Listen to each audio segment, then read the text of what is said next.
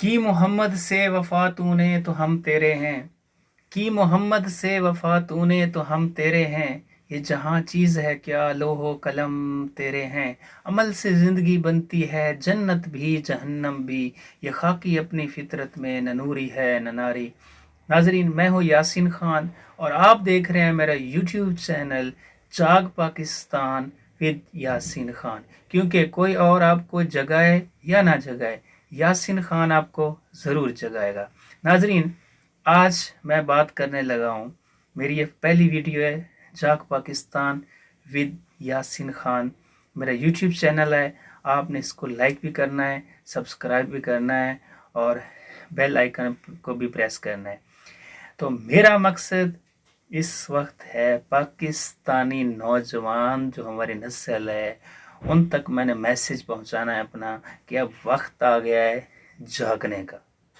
क्योंकि इस वक्त हमारी पूरी कौम गफलत की नींद सो चुकी है, खसूसन हमारी नौजवान नस्ल गफलत की नींद सो चुकी है। और जब कोई कौम गफलत की नींद सो जाती है तो फिर तरक्की का रास्ता बंद हो जाता है, फिर अंधेरे छा जाते हैं, फिर उजाले दूर दूर तक नज़र नहीं आते।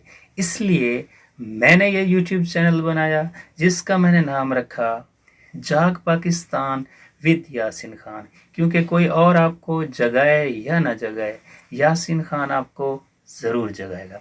नाजरीन, इस वक्त जो कंडीशन है हमारे मुल्क की, सियासी सूरत हाल है जो मुल्क के साथ इस वक्त गलत पॉलिसियों की वजह से जो मुल्क में जुल्म और सितम किया जा रहा है माशी पॉलिसी की वजह से, और गरीब जो है गरीब से गरीब तर होता जा रहा है और अमीर जो है वो अमीर से अमीर तर होता जा रहा है। इसकी रीज़न क्या है? इसकी सबसे बड़ी रीज़न हमारी खामोशी है।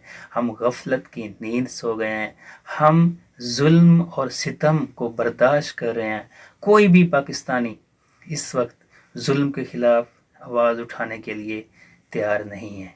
हम लोग चुपचाप ये जुल्म और सितम बर्दाश्त कर रहे हैं। आखिर कब तक? कब तक ये जुल्म और सितम चलता रहेगा और कब तक हम सोए रहेंगे? अगर आज हम ना जागे, और अगर आज हम ना जागे तो ये टाइम जो है ना ये गुजर जाएगा और फिर पानी जो है ना सर से गुजर जाएगा, फिर हाथ में कुछ नहीं आएगा, फिर सब एक ही बात एक ही जुमला बाकी रह जाएगा, अब क्या पछताए जब चिड़ियां चुग गई खेत। नाजरीन, मरी में जो सानिया पेश आया है मैं उस पर बहुत ज़्यादा अफसरदा हूँ। मैं उसकी पुरज़ोर मजम्मत करता हूँ कि ये ऐसा नहीं होना चाहिए था। 26 लोगों की जानें चली गई हैं जिसमें एक ही ख़ानदान के 6 लोग हैं, किसी गाड़ी में 4 लोग हैं। एक ही ख़ानदान का ख़ानदान इस दुनिया फ़ानी से चला गया।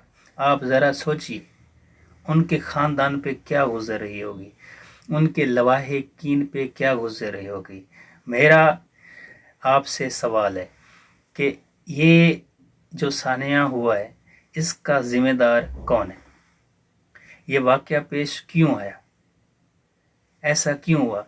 जब आपको महकमा मौसमियात ने अलर्ट जारी किया था कि कंटिन्यू 7 डेज या नेक्स्ट 2 वीक्स यहाँ पे बर्फ़बारी होगी, तो आपने क्यों एक्शन नहीं लिया?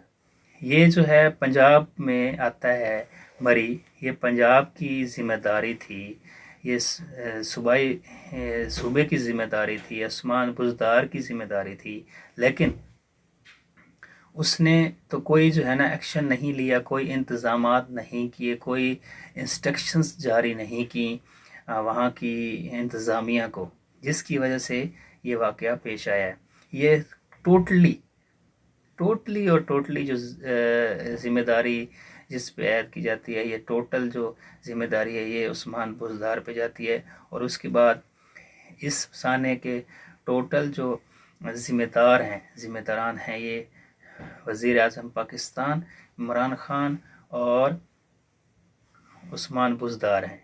लेकिन मेरा सवाल ये है कि जब इनको पता था کہ وہاں پہ کنڈیشن جو ہے نا وہ چینج ہونے جا رہی ہے. سنو فلوئنگ ہوگی اگلے پورے ویک. جب ان کو الرٹ جاری کر دیا گیا تھا تو پھر ان کو چاہیے تھا کہ یہ کیپیسٹی کو دیکھ کے لوگوں کو وہاں اجازت دیتے جانے کی. جب 4000 گاڑی کی پارکنگ کرنے کی گنجائش ہے تو پھر وہاں 1,00,000 گاڑی کیوں جانے دی گئی؟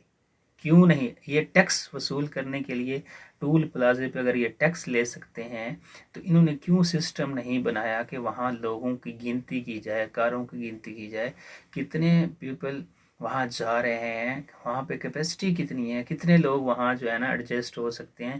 یہ ساری بد انتظامی کی وجہ سے ہوا ہے اور اس کے ٹوٹل جو ہے نا قصوروار ساری کی ساری جو ذمہ داری ہو جاتی ہے عمران خان اور عثمان بزدار پہ.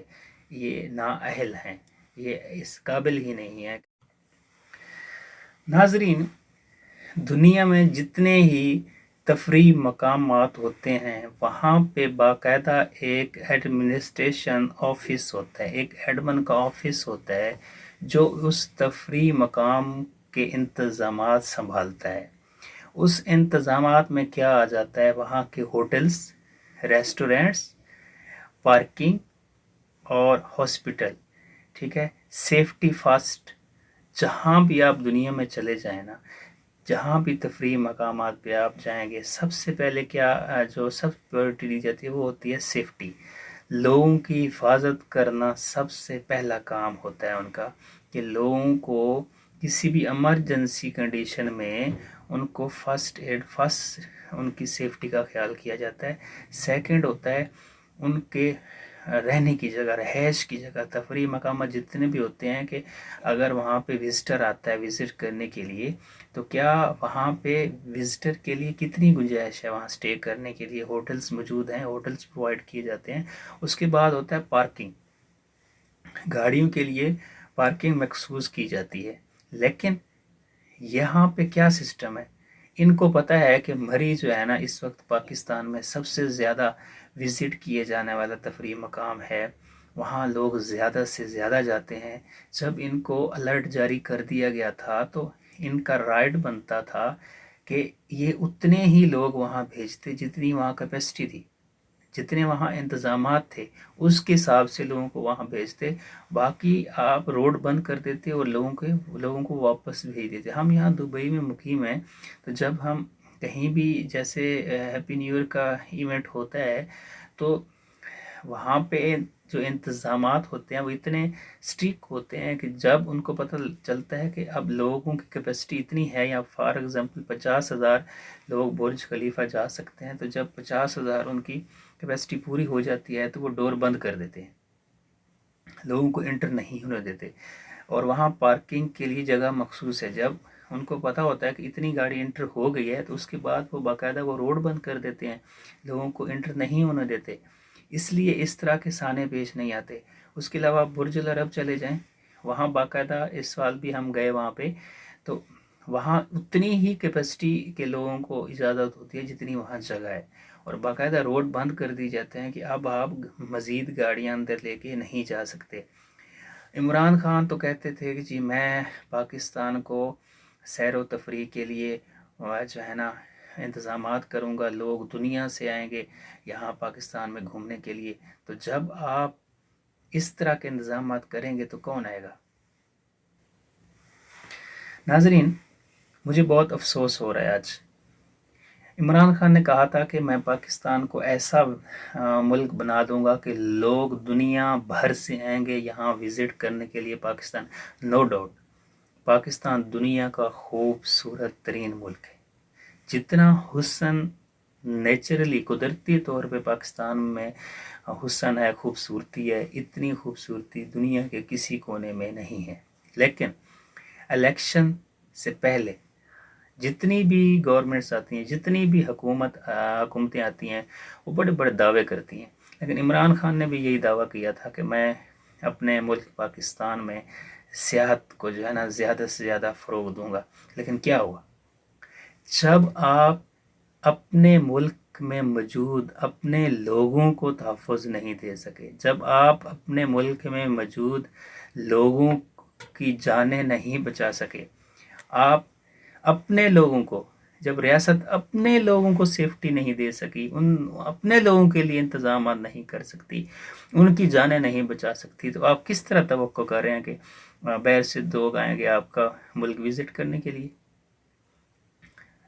یہ پاسبل نہیں ہے، یہ صرف باتیں تھیں۔ مان لیا آپ نے جو ہے نا غریب کو غریب سے غریب تر کر دیا، معاشی قتل کر دیا آپ نے لوگوں کا، 2 ٹائم کی روٹی آپ نے لوگوں سے چھین لی، لوگوں کے چولہے ٹھنڈے ہو گئے، ڈالر کہاں سے کہاں پہنچ گیا، اس وقت بے روزگاری، 1 کروڑ نوکریاں دینی تھیں آپ نے نہیں دیں، 50 لاکھ گھر دینے تھے آپ نے نہیں دیے، آپ نے مہنگائی کو اتنا بڑھایا کہ مہنگائی اتنی کر دی کہ ایک عام آدمی کا جو ہے نا جینا مشکل ہو گیا۔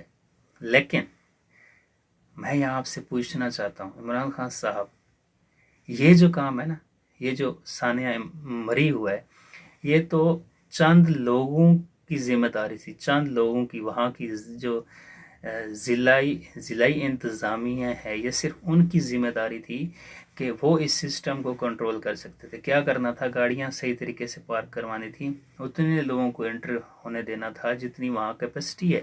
لیکن آپ کی کابینہ، آپ کے وزیر، آپ کے مشیر، سارے کے سارے، ان کو صرف ایک ہی کام ہے کہ نون لیگ کے پیچھے لگنا ہے، بس نون لیگ کے پیچھے لگنا ہے، اور کوئی کام نہیں کرنا دنیا کا۔ بس ایک کانفرنس صبح کر رہا ہے، ایک شام کو کر رہا ہے، ایک رات کو 12 بجے کر رہا ہے۔ اگر آپ نے یہ توجہ ادھر دی ہوتی نا تو آج یہ واقعہ پیش نہ آتا۔ خدا کے لیے کچھ مہربانی کر لیں اور پاکستانیوں کے ساتھ یہ ظلم نہ کریں۔ ناظرین، یہ خبر عثمان بزدار تک پہنچ گئی تھی کہ مری میں حالات بہت زیادہ خراب ہو گئے ہیں، لوگ وہاں پھنس گئے ہیں، برف بہت زیادہ پڑ گئی ہے۔ لیکن وہ وسیم پلس ہے عمران خان کا، جسے وسیم پلس کہا جاتا تھا، وہ سارا دن کہاں مصروف رہے؟ لوگوں کی جو ہے نا منتیں سماجتیں کرنے میں لگا رہے۔ اس کو پتا تھا کہ مری میں حالات خراب ہو گئے ہیں، اس نے انتظامیہ کو کال نہیں کی، وہاں نہیں کسی کو بھیجا، وہاں نہیں پہنچے، صرف وہ اپنی سیٹ بچانے کے لیے، اپنی کرسی بچانے کے لیے وہ لوگوں کی منتوں میں لگا رہا سارا دن، نون لیگ کو مناتا رہا اور اپنے اتحادیوں کو مناتا رہا۔ لیکن اسے یہ خیال نہیں آیا کہ وہاں میرے ملک کے، میرے صوبہ پنجاب کے لوگ پھنسے ہیں، میرے پاکستانی لوگ وہاں پھنسے ہیں، وہاں بچے پھنسے ہوئے ہیں، وہاں میری مائیں بہنیں پھنسی ہوئی ہیں۔ لیکن نہیں، جب سے یہ آئے ہیں حکومت میں، ان کا صرف کام ہی یہی ایک ہی ہے کہ وہ روٹ گیا اس کو منا لو، وہ روٹ گیا اس کو منا لو۔ اس کے علاوہ انہوں نے آج تک کیا کیا ہے؟ آپ دکھائیں، آپ نے کیا پروگریس دکھائی ہے؟ نہ آپ سے کوئی روڈ بنے ہیں، نہ آپ سے کوئی سڑکیں بنی ہیں، نہ آپ نے کوئی نیا منصوبہ لگایا۔ گیس آپ نہیں دے رہے، بجلی آپ نہیں دے رہے، گیس کے ریٹ آپ نے بڑھا دیے، بجلی کے ریٹ آپ نے بڑھا دیے، عوام سے روزگار چھین لیا، اور گھر دیتے لوگوں کے گھر آپ نے گرا دیے۔ آپ نے کیا کیا ہے؟ مجھے تو بڑا افسوس ہو رہا ہے، اس طرح کی نااہل، کرپٹ، بد اخلاق، بد تہذیب، اور سب سے زیادہ جو ذلیل و خوار ہوئی ہے نا یہ حکومت، اس جیسی جب سے میں نے ہوش سنبھالا، میں نے ایسی کوئی حکومت نہیں دیکھی جو اتنی ذلیل و خوار ہوئی ہو جتنی پی ٹی آئی ہو رہی ہے۔ لیکن یہ ڈھیٹ لوگ ہیں، ان کے اندر وہ جیسے مشاہد اللہ نے کہا تھا نا کہ کمینے جب عروج پاتے ہیں تو اپنی اوقات بھول جاتے ہیں۔ ان کو صرف اور صرف جو ہے نا اپنی کرسی کی پڑی ہوئی ہے، اپنی عزت کی پڑی ہوئی ہے، ان کو پاکستانی عوام کا کوئی خیال نہیں ہے۔ چلو بھاڑ میں جائے سب کچھ، آپ نے روزگار نہیں دیا، آپ نے گھر نہیں دیا، نوکریاں نہیں دی، کم از کم پاکستانی عوام کی جانوں کی تو فکر کر لیں، ان کی جانوں کی تو حفاظت کر لیں، ان کو اس طرح تو نہ ماریں جس طرح آپ نے مارا ہے۔ یہ سارا کا سارا ذمہ داری جو جاتی ہے عمران خان پہ اور بزدار پہ جاتی ہے، کیونکہ ان کے اندر لیڈرشپ ہی نہیں ہے، یہ نااہل ہیں۔ ان کے اندر اگر لیڈرشپ ہوتی نا، اور اگر ان کے اندر تھوڑی پاور ہوتی تو آج یہ سانحہ مری نہ ہوتا۔ مجھے بڑا افسوس ہو رہا ہے، بہت افسوس ہو رہا ہے مجھے۔